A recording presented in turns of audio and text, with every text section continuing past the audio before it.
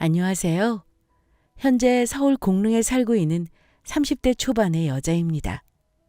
여러분, 콩쥐 팥쥐 아시나요? 제가 오늘 들려드릴 이야기는 저와 저희 남편이 겪은 현대판 콩쥐 팥쥐 이야기를 들려드리기 위함입니다.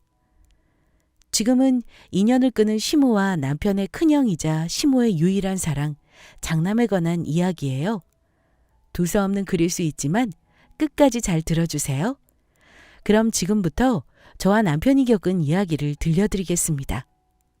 축하드려요. 아기 아주 건강하게 3.5kg이네요. 상아야, 엄마야, 엄마. 지금으로부터 12년 전, 저는 혼전 임신으로 결혼을 하게 되었어요. 추운 겨울 첫째 아이를 낳았죠. 제가 태어난 그날은 제가 꼬부랑 할머니가 되어서도 절대 잊지 못할 거예요. 그만큼 제 인생에서 가장 행복하고 가슴 벅차오르는 날이었죠. 여느 집처럼 저의 출산 소식에 친정 부모님, 시부모님 4분 다 수술실 입구에서 서성이고 계셨죠. 병원에서도 이렇게 대가족이 모이는 건 처음 봤다고 할 만큼 온 식구들이 총출동했었네요. 하지만 처음부터 저희의 임신 소식을 반겨주시진 않았습니다. 제가 아이를 가진 게 저와 남편 나이 22살일 때죠. 저희는 같은 제빵 기능사 학원에 다니면서 알게 되었어요. 가볍게 만난 사이는 아니었지만 그렇게나 빨리 사랑의 결실이 찾아올 줄 저희 둘 다 몰랐습니다. 너희가 지금 제정신이야? 어? 아이고, 기술 배우라고 뼈 빠지게 돈 벌어서 학원 보내놨더니만. 아이고 머리야. 친정은 물론이었고 시댁에서도 당연히 뒤집혔죠. 오히려 저희 친정보다 시댁에서 특히 저희 시어머니가 아주 난리였습니다. 자기 앞가림도 못하는 애들이 덜컥 애를 가졌으니 어쩌냐면서 말이에요. 그렇죠. 당시에야 시모의 모진 말에 상처를 받았지만 제가 아이를 낳고 키워보니 양가 부모님들이 얼마나 억장이 무너졌을지 이해는 됩니다. 하지만 글쎄요. 시모가 저희 부부에게 한 행동은 지금도 이해가 되지 않을 뿐더러 정말 친엄마가 저럴 수 있나 싶습니다. 시댁은 저희 친정보다 경제적으로 재력이 있었어요. 시모가 태릉 쪽에서 큰 갈비집을 하고 있었죠. 군소리 하지 말고 일부터 배워라. 아유, 어쩌겠어. 당장 애 낳으면 너희도 먹고 살아야 할 것 아니야. 일단 일부터 배워. 그리고 어느 정도 배웠다 싶으면 너희 하는 거 봐서 이 가게짜리 넘겨주던가 할 테니까. 감사합니다, 어머니. 고마워, 엄마. 진짜 열심히 할게. 고마워요. 겨우 22살. 너무도 어린 그 나이에 저희가 모아둔 돈이 어디 있었겠습니까? 기껏 해봐야 아르바이트를 하며 모아둔 돈 200이 저희 두 사람의 전 재산이었죠. 그렇게 저희 부부는 시모의 제안에 두 팔 걷어붙이고 일을 하기 시작했습니다. 저희의 신혼집은 가게 뒤편에 있는 컨테이너였어요. 시모는 너희가 돈 모아서 집을 구해라 하는 주의였고 저희 친정집에서는 대출을 받아서라도 집을 구해주시겠다고 했죠. 우리도 이제 엄마 아빠야. 우리 힘으로 해볼게. 지금도 남편이랑 가끔 저 당시의 이야기를 하곤 합니다만 저때 대체가 왜 저런 오기를 부렸던 건지 지금이라면 당연히 감사합니다 하고 저희 좀 도와주십시오 하고 주신다는 도움 마다 않고 받았을 겁니다. 하지만 당시에 저희는 양가 부모님들한테 특히 시모한테 우리가 얼마나 책임감 있게 잘 살아가는지 보여주고 싶었어요. 저희는 친정 부모님의 도움도 거절한 채 시모의 가게 뒤편에 있는 컨테이너에서 신혼생활을 시작하게 되었습니다. 아, 허리야. 그것 봐. 내가 숲 피울 때 좀 쉬엄쉬엄 하라니까. 20대 초반 체력의 최고치인 나이에도 고깃집 일은 정말 힘들었어요. 원래가 우직하고 묵묵하게 자기 일을 해내는 남편은 온몸을 팥으로 도배하면서도 정말 열심히 일했습니다. 저 역시 마찬가지였어요. 아이고, 어린 친구가 일을 참 열심히 하네. 이 집 딸이에요? 아니요, 며느리예요. 필요하신 거 있으시면 말씀해 주세요. 됐어. 곧 애 나오겠구먼. 아유, 젊은 친구들이 이렇게 열심히 일하니까 너무 보기 좋다. 아기 엄마는 그래도 몸 사려. 애 낳으면 여자 몸이 제일 많이 망가져. 배가 점점 불러왔지만 일을 했습니다. 남편이 일하는데 저라고 가만히 있고 싶지 않았습니다. 그리고 어머니 눈치도 있었고요.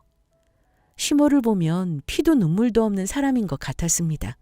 특히 자기 큰아들과 저희 남편을 편애하는 데 있어서 말이에요. 저는 남편과 아주버님이 서로 다른 어머님이 돼서 태어난 건 아닐까. 시모의 친아들은 아주버님 한 명뿐이 아닐까 하는 생각까지 했었어요. 그만큼 시모의 자식 편애는 심했습니다. 상아야, 얼른 거기 테이블 정리하고 3명분 세팅해. 아유, 시간이 벌써 이렇게 됐네. 야, 호진아, 냄새 많이 뺐어? 아휴, 너희 형 고기 냄새 많이 나면 어지러워하는데. 남편과 5살 차이 나는 시모의 자랑 장남. 아주버님은 유일하게 시모를 바쁘게 하는 사람이었습니다. 시모요? 가게가 그렇게 잘 되고 바빠도 절대 당신이 움직이지 않는 분입니다. 젊었을 적에 하도 고생을 많이 해서 일이라면 치가 떨린다고 하긴 하는데 그것도 정도껏이죠. 직원들이 바빠서 이리 뛰고 저리 뛰고 할 때 다른 테이블에 음료 한 병 대신 가져다 주지 않는 사람이었어요. 주인이 주인 다 와야 가게가 잘 돌아간다나요? 아무튼 절대 움직이지 않는 사람이었습니다. 아이고, 우리 큰아들. 뭐하러 왔어? 시모의 사랑 장남이 오기 전까지 말이에요. 아주버님이 오는 그날이 정해지면 시모는 장사고 뭐고 다 필요 없다는 것처럼 장남맞이에 혈안이 되어 있었죠. 시모의 그 혈안에 남편 발바닥에만 불이 났습니다. 호진아, 너희 영 막걸리 좀 사다 줘라. 호진아, 가서 갈비 양념 좀 더해서 가져와라. 호진아, 술 좀 더해서 가지고 와라. 호진아, 호진아. 아이고, 이 사람아. 호진이도 오늘 가게 일 때문에 밥 한 숟갈 제대로 못 먹었어. 호진아, 그만하고 너도 앉아서 얼른 먹어. 상아도. 시모에게 온갖 무시를 받는 저희 부부를 챙겨준 건 시아버지였어요. 남편에게는 새아버지인 제 시아버지였죠. 물론 시모와 시부는 저희 부부가 시모와 인연을 끊기던 때 이혼을 했지만요. 그래도 저희 부부는 아직도 종종 시아버지를 찾아뵙곤 합니다.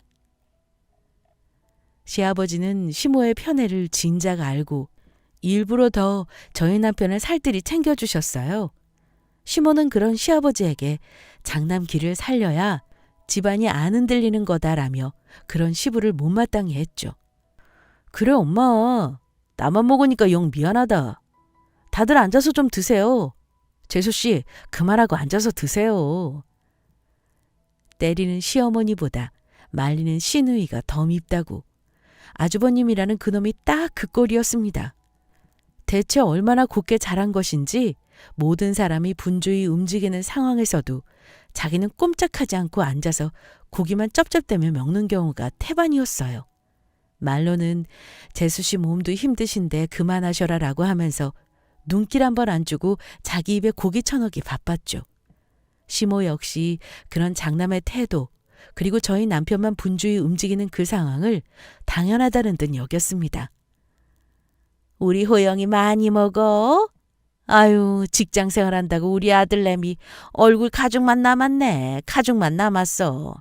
아이고, 바깥 음식이 입에 잘 안 맞지? 호진이 저 녀석은 워낙 강해서 어디 내놔도 걱정이 안 되는데 우리 큰아들은 아유, 엄마가 너 가졌을 때 제대로 못 먹어서 그런가 보다. 아이고, 엄마 또 울어? 엄마 탓 아니래도 아저씨가 잘해주시지? 아유, 그럼 내가 너희 아빠 때문에 사는 거야. 호진이 저거 덜컥 애를 가져서는 이 사람아, 호진이네 열심히 하는 것도 보고도 아직도 그 소리야? 그래 엄마, 호진이 쟤도 사람 구실 하겠지. 믿어줘 보자. 나 참, 믿어보자는 무슨, 자기가 뭐라도 되는 것처럼. 아주버님이라는 그놈은 늘 기고만장한 태도였죠. 대놓고만 안 했지 은근슬쩍 늘 저희 부부를 무시했습니다. 그래요, 뭐 그 정도야. 그럴만하긴 했습니다. 아주버님은 대학 졸업 직후 바로 취업이 되어서 나가서 사는 상황이었죠. 시모가 입이 닳도록 자랑하는 대기업에 턱하니 입사한 엄친아. 그게 바로 저희 아주버님이었죠. 그런 장남한테 시모는 지원을 아끼지 않았습니다. 솔직히 그것도 저희는 이해가 되지 않았습니다. 서울에서 직장 다니면서 지하철에서 시간 보내는 게 안타깝게도 모든 직장인의 삶이잖아요. 그런데 시모는 자기 큰아들을 그렇게 고생시킬 수 없다며 같은 서울 아래에서 굳이 강남 쪽으로 비싼 집까지 얻어주었습니다. 아이를 가진 저와 남편이 컨테이너에서 신혼살림을 하는데 말이죠. 시모의 편애는 저런 부분에서 그치지 않았어요. 지금 대기 시간 1시간 정도 있어요. 아니 무슨 갈비집에 대기가 이렇게 길어? 오늘 어버이날이라고 지금 대기가 많아요. 어쨌든 좀 기다리셔야 해요. 어버이날이었을 겁니다. 저희 시모 가게가 있던 자리가 유독 음식점도 많이 모여 있었어요. 메뉴도 다 보양식 위주인지라 가족 단위 손님이 참 많았죠. 같은 자리에서 장사를 오래 했던 시모는 많은 손님이 밀려올 것을 예상하고 웬일로 기하디기 위한 자기 큰아들까지 오출했습니다. 다른 직원들도 있고 거기에 저희 부부, 아주버님까지 합세했지만 가게는 정말 눈코 뜰 새 없이 바빴어요. 남편과 아주버님은 수출 번갈아 피우느라 바빴습니다. 저는 만삭인 상태로 홀서빙을 해야 했어요. 모든 테이블이 만석이라 고기 연기가 자욱했고 영화에서나 보던 화생방실이 이곳 같지 않을까 생각할 정도였죠. 모두가 정신없던 그때 결국 우려하던 사고가 발생하고 말았습니다. 어머 어떡해! 아이고 상아야! 상아씨! 주방 이모의 다급한 외침에 저는 소리가 나는 곳으로 달려갔어요. 그곳에는 저희 남편과 아주버님이 나자빠져 있었습니다. 붉은 열꽃을 품은 숯은 이리저리 나뒹굴어져 있는 상태였죠. 남편이랑 아주버님은 정신없이 움직이던 와중에 숯을 들고 서로 부딪혔나 봐요. 그 결과 남편과 아주버님 둘 다 화상을 입었죠. 남편은 정말 심각할 만큼 크게 왼쪽 팔뚝까지 불똥이 튀어 붉게 달아올라 있었습니다. 몇몇 곳은 벌써 진물이 나고 있었어요. 아주버님은 오른손등에 손톱만하게 자국이 나 있었죠. 뭐야, 왜 그래요, 거기? 급한 일 아니면 대충 정리하고 나와요. 지금 대기 손님이 몇인데? 테이블 정리 안 해요? 예, 상아야. 상황을 알리 없는 시모는 뭐 한다고 다들 뒤쪽에서 농땡이 부리고 있는 거냐며 툴툴거리다 못해 툭 불어나온 입을 하고선 저희가 있는 쪽으로 다가왔습니다. 아니 대체 다들 뭐 하는 거야 여기서? 어머 혼영아. 아이고 이게 뭐야? 아이고 우리 아들 이게 다 뭐야? 어머 어떡해. 119 불러. 나 참. 이 상황을 전혀 모르는 사람이 왔어도 당연히 아주버님보다는 저희 남편을 보고 경악을 했을 겁니다. 실제로 주방 이모님도 저희 남편이 다친 상처를 보고 화들짝 놀라서 저를 다급히 불렀던 것이고요. 아니 너는 경험이 있는 애가 잘해서 피했어야지. 너희 형 사무실에 들어앉아서 일해야 하는 사람인데 아유 내가 못 살아 정말. 뻔히 자기 두 눈으로 두 아들의 상처를 봐놓고 시모는 진물까지 흐르는 저희 남편의 팔을 보며 걱정은커녕 화를 냈습니다. 경험 많은 사람이 알아서 잘 피하고 형을 챙겼어야지. 정신을 어디다 팔아먹고서는 형을 다치겠냐고 말이에요. 형은 사무실에서 일해야 하는 사람인데 손등에 화상을 입게 만들면 어떡하냐고 말입니다. 그 얘기를 듣는데 남편은 그때도 묵묵히 참고 있는 거예요.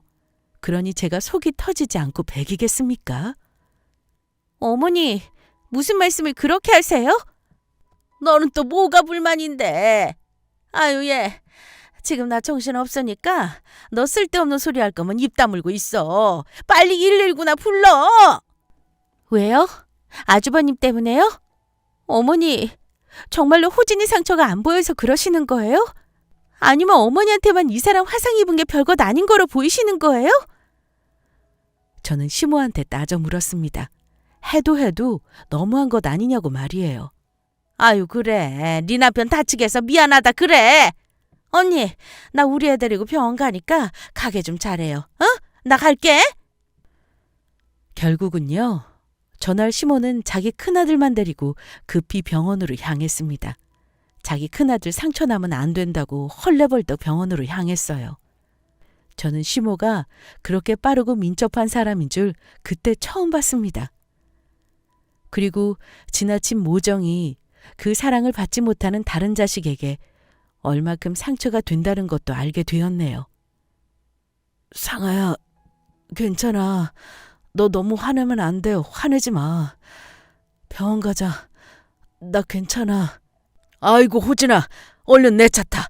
아빠가 시동 걸어놨어. 결국 저와 남편은 시아버지의 차를 타고 부랴부랴 병원으로 가서 치료를 해야 했습니다.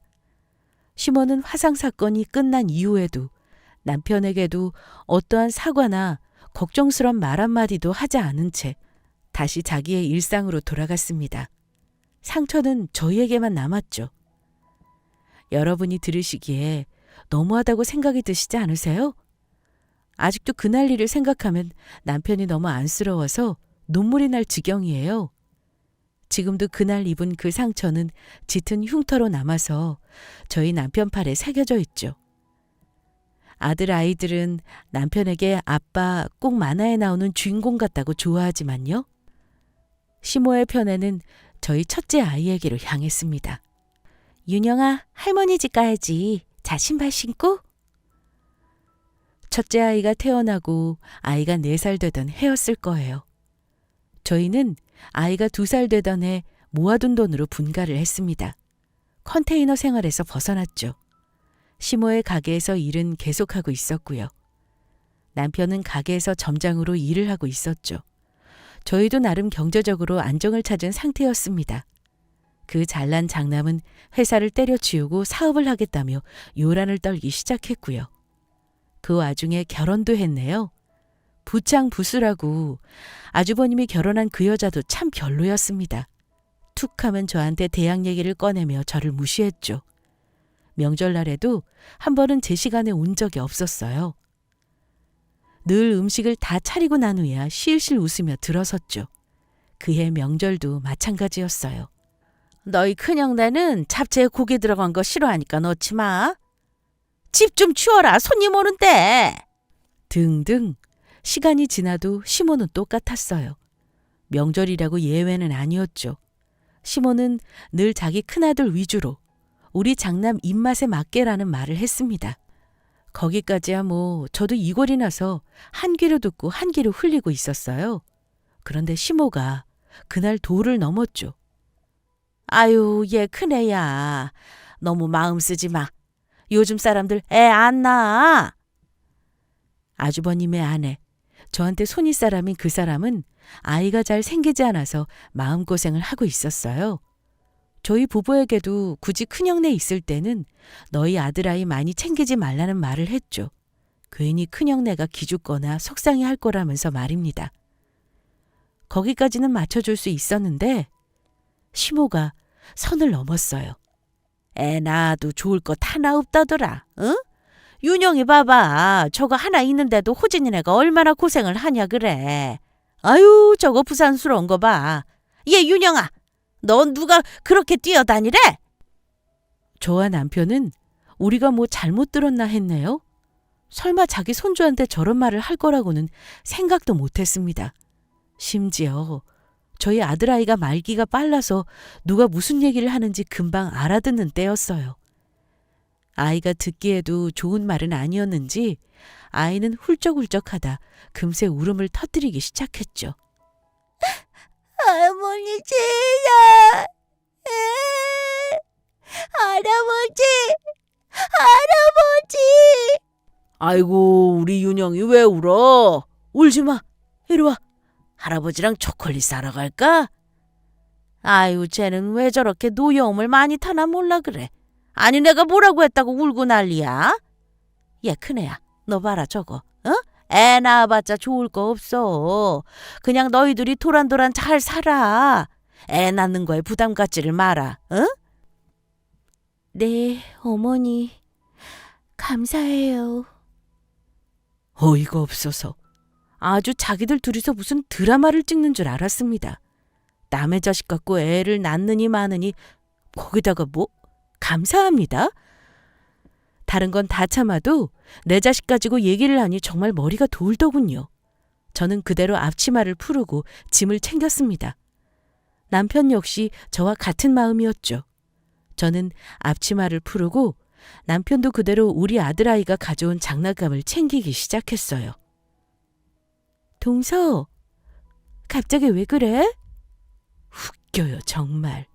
와서도 음식을 하고 있던 저를 흘끗 보다 다시 시무랑 수다나 떨던 인간이 제가 앞치마를 풀고 짐을 싸자 그때야 왜 그러냐며 제게 기웃거렸죠. 너무 꼴보기가 싫었습니다. 집에 가려고요. 더 말하고 싶지도 않아 형님이라는 여자가 묻는 말에 단답형으로 대답했어요. 어? 에이, 갑자기 왜 그래? 갑자기 왜 그래가 아니라 저희가 있을 곳이 아닌 것 같아서요. 저희 윤영이 때문에 형님 불편하신 것 같아서요. 죄송하네요, 형님. 저희가 눈치 없이 애를 낳아서? 뼈가 가득 담긴 제 말에 집안 분위기는 순식간에 얼음이 되었습니다. 쉬모 역시 자기 큰아들 내외를 보며 웃던 미소를 싹 거둔 채 잔뜩 구겨진 얼굴로 제게 다가와 소리를 질러댔어요. 너 지금 뭐 하는 거야? 어? 얘가 정말. 그래. 뭐가 그렇게 서운해서 난리야? 어? 됐으니까 우리 갈게요. 형수, 저희 먼저 갈게요. 박호진! 너 지금 뭐 하는 거야? 어? 뭐가? 우리가 가는 게 나을 것 같아서 가는 거 아니야. 우리 있으면 형수랑 형 기죽는다고 엄마 지금 계속 전전긍긍하고 있잖아. 참네. 우리 윤여이가 그렇게 눈에 거슬렸어? 그럼 아예 우리 보고 오지 말라고 하지 그랬어. 왜? 음식할 사람이 없어서 그랬어? 늘 묵묵하고 우직하게 참고 참던 남편은 결국 그날 터져버리고 말았습니다. 음식할 사람이 없어서 그런 거냐? 그러면 앞으로는 우리한테 돈을 주라고 말입니다. 음식만 해서 보내주겠다고 말이에요. 우리가 눈치가 없었지? 저희가 눈치가 없었죠, 형수? 그런데 형수도 그러시는 거 아니에요. 이 사람이요. 가게 일 뼈 빠지게 하고서도 새벽같이 일어나서 차례상 올릴 장 봐서 여기 와서 전부치고 있었어요. 그런데 와서 뭐요? 고생한다는 한마디는 했어요? 이 사람이 무슨 형수 종인 줄 알아요? 남편이 말을 쏘아붙이는데 저도 참고 참았던 눈물이 쏟아졌습니다. 남편의 눈에도 눈물이 그렁그렁 차올라 있었죠. 그 상황에서 장남이라는 그놈은 소파에 걸터앉아 저와 남편을 한심하다는 듯 바라봤어요. 야, 박호진! 앉아있는 자세로만 보면 무슨 대기업 회장인 줄 알았습니다. 그 건방진 모습으로 저희 남편을 하찮다는 듯 바라보며 그래서 네가 원하는 게 뭐냐고 빨리 얘기하라고 했죠. 야, 그러니까 네가 원하는 게 뭔데? 뭐 재수 씨 일한 값 달라는 거야? 하, 그래 뭐 얼마나 필요해서 그러는 건데, 어? 재수 씨, 솔직히 좀 실망이네요. 호진이야 뭐 철딱선이 없다고 쳐도 재수 씨는 사리분별 하시는 분이라고 생각했는데. 아휴. 철딱선이요? 지금 저 사람한테 철딱선이 없다고 하신 거예요? 아주버님 말씀 그렇게 하시는 거 아니죠. 철딱선이는 누가 없는데요? 두세 번 말아먹은 사업, 매번 투자금 받아가고 명절에 올 때도 거래처에서 받은 선물 하나 딸랑 하나 들고 와서는 그래요. 저희가 철 없는 거라고 할게요. 그러니까 철딱선이 있는 아주버님이랑 형님이서 어머니 모시고 차례 잘 지내세요. 그리고 어머니, 우리 윤영이한테 두 번 다시 그런 소리 하지 마세요. 시모와 장남네가 뭐라고 떠들어대든 말든 저와 남편은 그 길로 그 집을 빠져나왔습니다. 나오는 길에 우리 아들 아이 손을 꼭 잡고 걸어오시던 시아버지와 마주쳤죠. 남편은 아무 말 없이 눈물만 뚝뚝 흘렸고 시아버지는 그런 남편과 저를 보며 아무 말 없이 손을 꼭 잡아주었습니다. 괜찮으니 어서 가서 쉬라면서요. 아무것도 모르는 아들아이는 왜 우리만 집에 가느냐고 제게 물었어요. 그 말에 아무 대답도 해줄 수가 없었습니다. 아이 눈을 보면 눈물이 나올 것 같아 애써 눈을 피했어요. 그리고 저와 남편은 그날부로 한 달이 넘게 시모의 가게를 나가지 않았습니다. 다른 직원분들한테는 연락을 드려서 일일이 상황을 설명했어요. 시모는 모질었을 뿐 다른 직원분들은 되려 저희 부부를 자식처럼 아껴주시고 챙겨주셨죠. 오히려 남편에게는 그분들이 엄마나 다름없었네요. 저희 부부가 얼마나 가게에 헌신했고 노력해왔는지 아는 다른 직원 이모들은 괜찮다며 마음 쓰지 말라고 했죠. 시모도 보통 자존심이 아닌지라 한 달이 되도록 저희에게 어떤 연락도 하지 않았어요. 저희도 아쉬울 것 없었습니다. 컨테이너에서 살면서부터 정말 악착같이 돈을 모았어요. 그 돈으로 크진 않아도 우리 사업체를 할 수 있을 정도였습니다. 박호진, 너 정말 엄마한테 이럴 거야? 어? 너 평생 엄마 안 볼래? 어? 애가 정말 어른이 먼저 이렇게 연락을 해야겠어? 거의 2달 가까이 되어서 처음 통화한 내용이 저것이었어요. 시모는 자기가 전화를 했다는 사실에도 매우 분노한 듯 했습니다. 하지만 그렇게나 자존심이 센 시모가 저희한테 먼저 연락을 했다는 건 뭔가 아쉬운 게 있었다는 것 아니겠어요? 혹시나 해서 평소에 친하게 지냈던 주방 이모한테 연락을 취해보니 시모가 저희 남편 대신 뽑았던 점장이 한 달 만에 도망을 간 거였죠. 숯불 피우고 판 정리하고 재료 손질하는 게 보통 일은 아니긴 하니 말입니다. 사람 없어서 나한테 전화한 거야? 남편은 길게 둘러 말하지 않고 시모의 전곡을 콕 찌르는 말을 했습니다. 사람이 없어서 나한테 전화한 거냐고 말이에요. 참네. 시모도 시모인 게 남편의 그 물음에 아니라는 변명 한마디 없이 바르다고 했습니다. 아무리 구하려 해도 사람이 안 구해주니 네가 좀 와야겠다고 말이에요. 저 역시 필요하다고 말입니다. 호를 돌리는데 주책이 없어서 난리가 났다고 말이에요. 나랑 상아가 왜? 우리가 엄마 오란다고 오고 가란다고 가야 하는 거야? 너 왜 자꾸 엄마한테 그렇게 얘기할 거야? 너도 참 어지간하다. 그쯤 했으면 엄마가 그냥 풀자고 하는 거지. 사과할 거면 제대로 해, 엄마. 엄마가 우리 윤영이 그렇게 얘기한 거 그것도 사과하고 나랑 상아한테 함부로 얘기한 거 그것도 사과해요. 남편은 시모에게 제대로 된 사과를 요구했어요. 그렇지 않으면 나가지 않을 거라고 말입니다.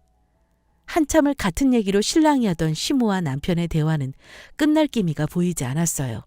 그 싸움에서는 시모가 먼저 지쳐 나가 떨어졌죠.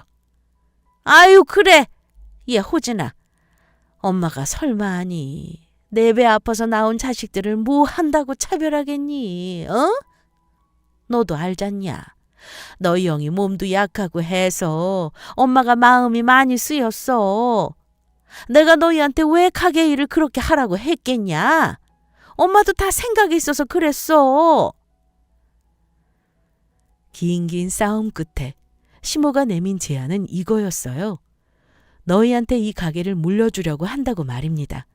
자기 말로는 자기가 혹독하게 일을 시킨 이유도 다 우리를 위해서였다고 했어요. 원래 일이라는 게 어렵고 힘들게 배워야 느는 거라면서 말입니다. 남편은 그 말이 사실이라면 우리한테 가게를 물려주겠다는 내용, 그리고 언제 물려주겠다는 것인지 정확히 기재해서 계약서를 쓰자고 했어요. 당연히 시모는 처음엔 가족끼리 뭐하러 그런 걸 하냐며 거절을 했죠. 아니야 엄마, 우리 가족 아니야. 나 엄마 돌아가시고 나면 형 안 봐. 그건 엄마도 예상하는 거잖아. 그래도 나랑 상아, 엄마가 가게 물려주면 그거 허투루 관리 안 해. 책임감 느끼고 할 거야. 그러니까 엄마도 우리가 필요하면 정확히 약속해. 시몬은 저희 부부를 향해 너희 참 무섭다. 어떻게 그렇게까지 하냐라는 둥 한참을 툴툴거린 끝에야 계약서를 쓰기로 약속했어요. 저희 부부는 정확히 그 다음날 가게에 나가 시모와 계약서를 썼죠. 그렇게 계약서와 함께 저희 부부는 다시 시모의 가게에 나가 일을 하게 되었습니다. 정말 열심히 일했어요.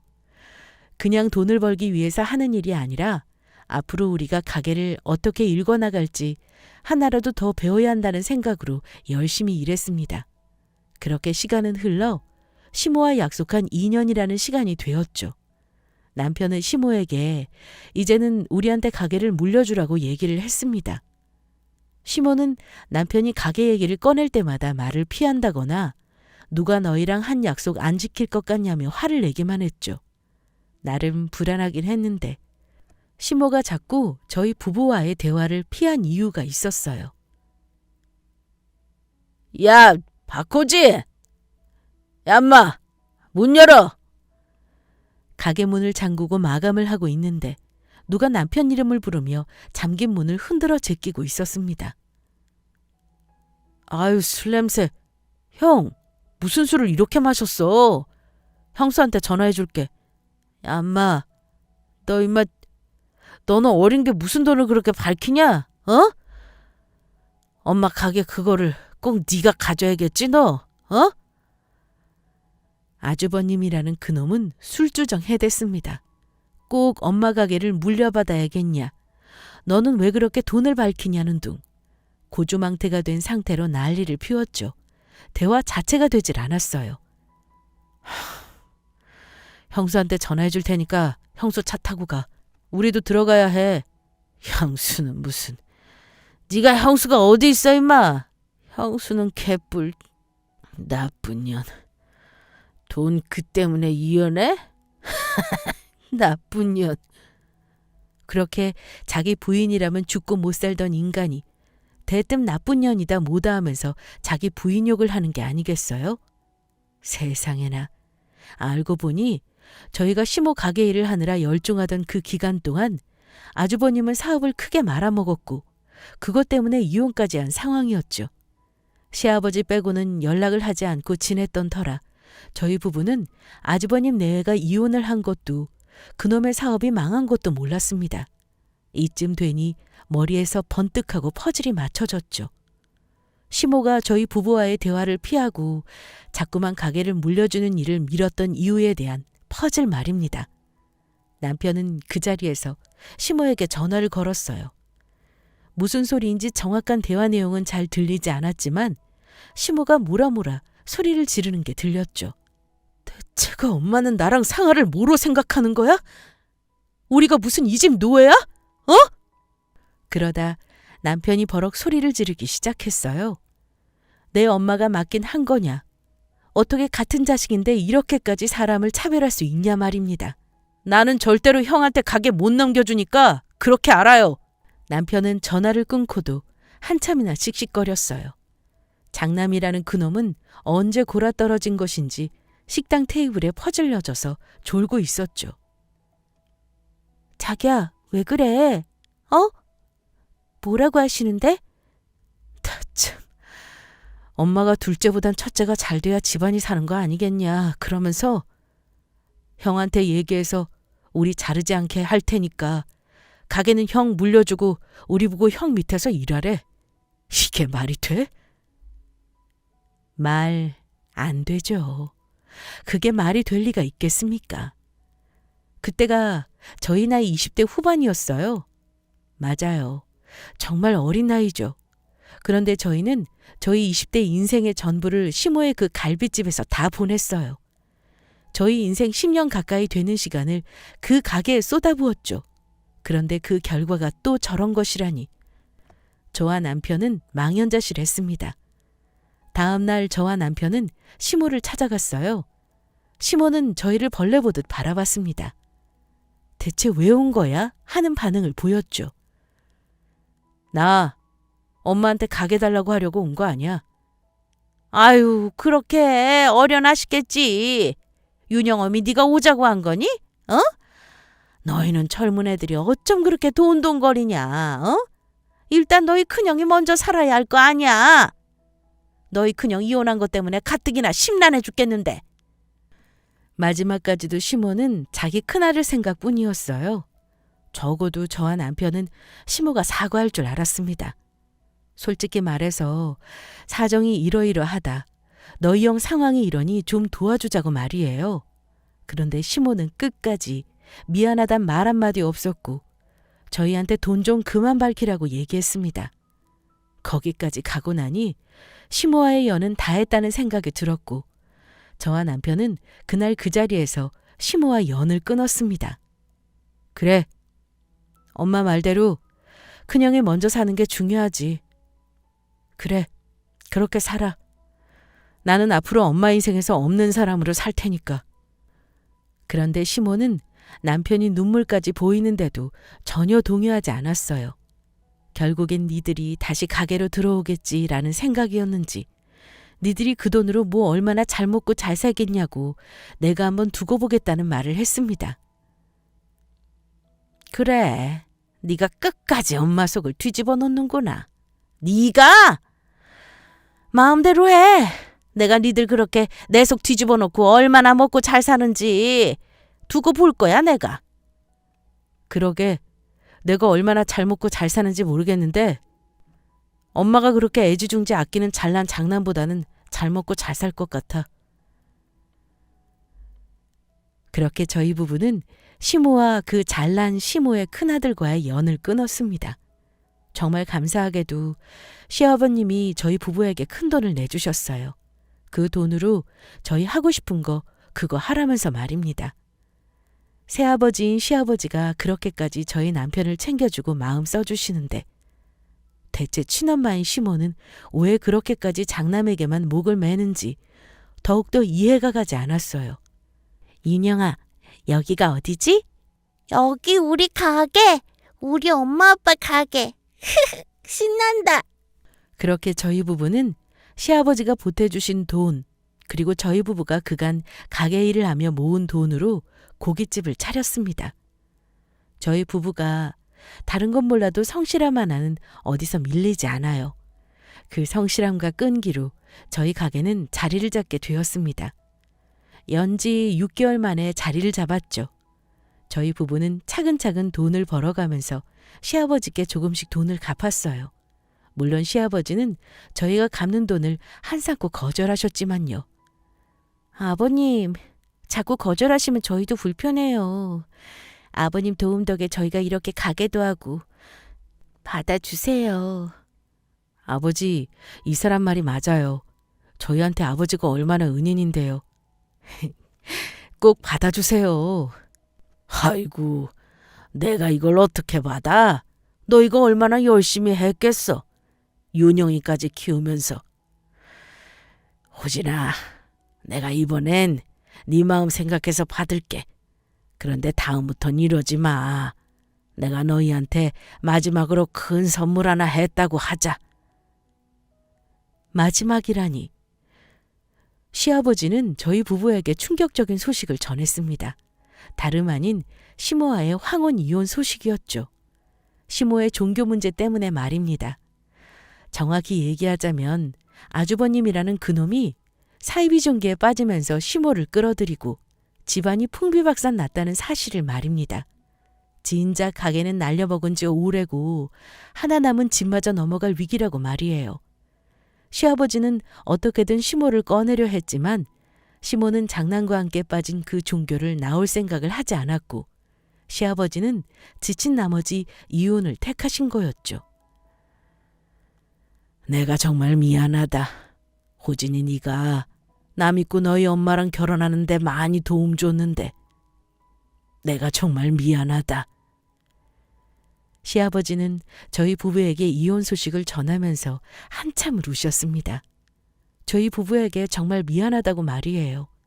그리고 혹시나 장남이나 시모가 연락해서 돈 얘기를 꺼내거든 절대로 넘어가지 말라는 충고도 잊지 않았죠. 결국 시모와 시부는 이혼했어요.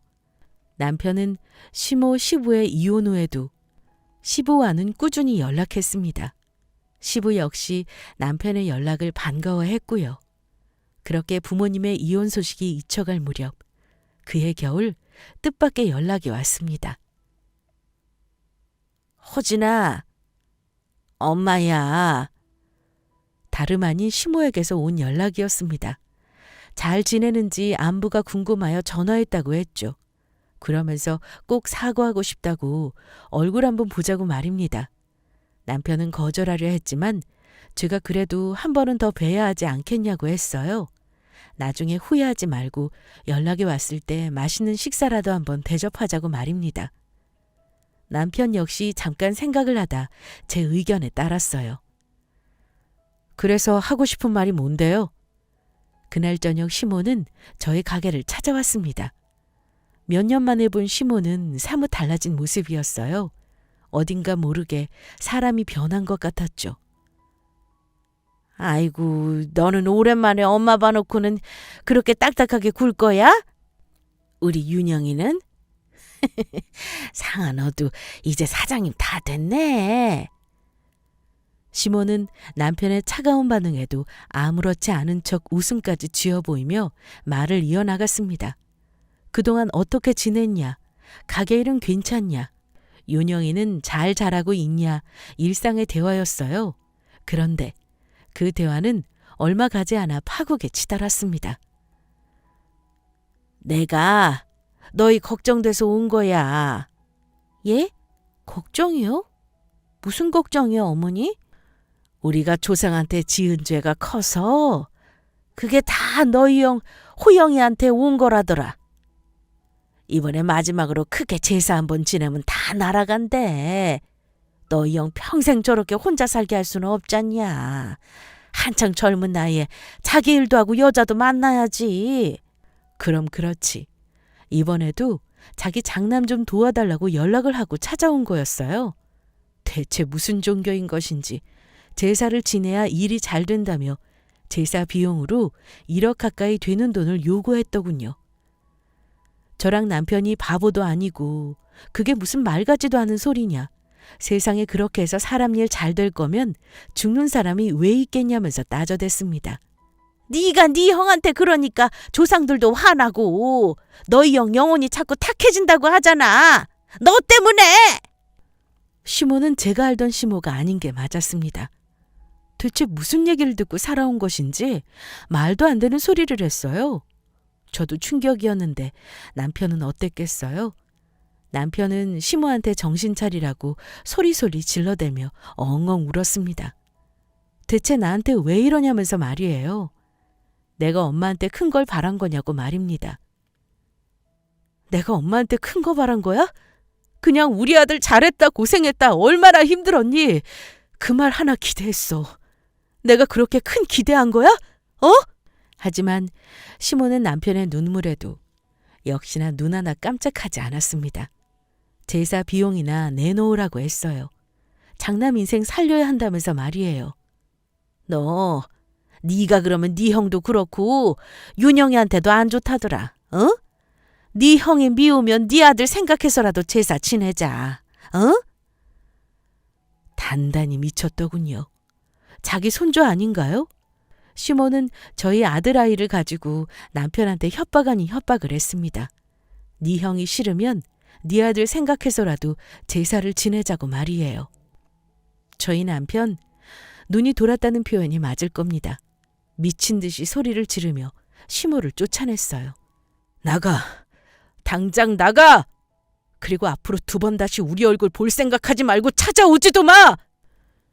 시모는 남편에게 쫓겨나가면서도 계속 저주를 퍼붓고 제사를 지내야 한다고 했죠. 그렇게 시모와 남편 그리고 우리 가족과 시모의 연은 그날부로 완전히 종지부를 찍었습니다. 그날 이후 시모는 저희 부부에게 저주가 담긴 문자를 보내기도 했고 저희는 번호를 바꾸고 집을 이사했어요. 가게는 손님들 때문에 어쩔 수 없이 그 자리에서 하고 있지만요. 그 뒤로 시모와 아주버님을 본 적은 없습니다. 소식도 듣지 못했어요. 마지막으로 들은 소식이 두 모자가 친척들이며 지인들과 연을 끊어버렸다는 것만 들었죠. 다행인지 슬픈 사실인지 지금 남편과 저는 시모가 어떻게 살고 있는지 궁금하지도 않고 알고 싶지도 않습니다. 그냥 더는 마주치지 않고 싶을 뿐이에요. 더 이상은 남편이 상처를 받지 않았으면 하기 때문입니다. 자, 여러분. 여기까지가 우리 가족의 이야기였어요. 현대판 콩쥐팥쥐 삶을 살아온 저와 남편의 이야기 말입니다. 저희 이야기는 여기까지만 하려고 해요. 더 글을 쓰기에는 너무 많은 내용을 적어서 혹시나 지인들이 저희인지 알아볼까 살짝 걱정되거든요. 지금 저희는 잘 살고 있습니다. 귀여운 두 아들과 남편과 말이에요. 누구보다 열심히 행복하게 살아가고 있죠. 다음에 혹시 사연을 올리게 된다면 그때는 기분 좋은 사연으로 올리고 싶네요. 그럼 다음을 기약하면서 이만 글을 줄이겠습니다. 모두 좋은 하루 되세요.